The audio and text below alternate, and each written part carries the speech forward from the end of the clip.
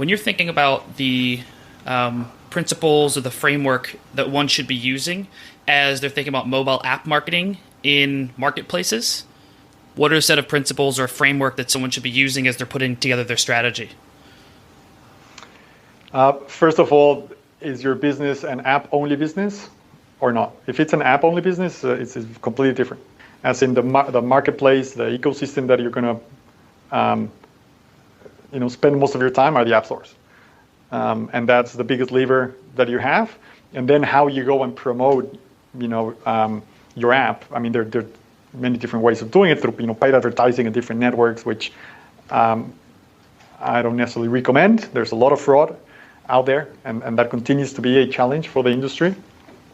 Now, if you have a business, regardless if you have a bricks and mortar side of your business, but if you have an online business and there's an app component, then it's slightly different because you've got to define how are you adding value to your customer through an app ecosystem. Remember that when I was talking about the scientific method and the applicability of scientific method into testing your way through, and I mentioned the lifetime value of our app customers. It might be, or it might look very different in another company or another industry. So what is the benefit, or what is the customer problem that your app is trying to solve? Once that you have that well defined, then if you have a significant mass, or the majority of your mass is coming through the web, hands down, the conversion of web customers into app customers could be the most effective and with the highest return marketing strategy that you could apply. And why? Because you are leveraging your own assets. You're monetizing the traffic that you already captured and driving them and converting them with no extra cost into a platform that would allow you to engage with them in more meaningful ways.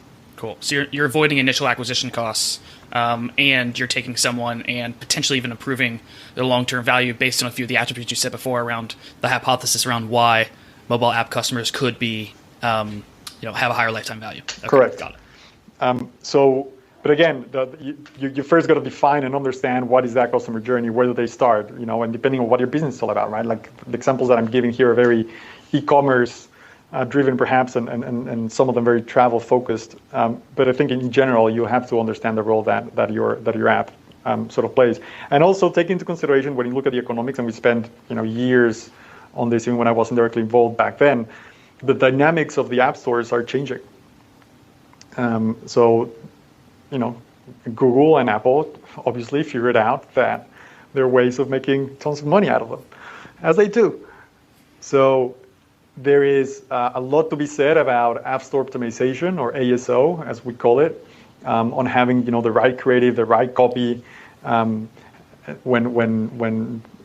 customers are searching for an app within the industry or whatever they're looking for, to make sure that based on that your app appears or features. So think of the SEO of app stores, but more and more so the prevalence of paid ads within that ecosystem. So think of SEM, search engine marketing, is changing the rules of the game, right? So now the application of data science, for example, within my team into these into these platforms is becoming critical to continue to optimize our spend on platforms like Google, like Apple, like Facebook, when it comes to driving app downloads.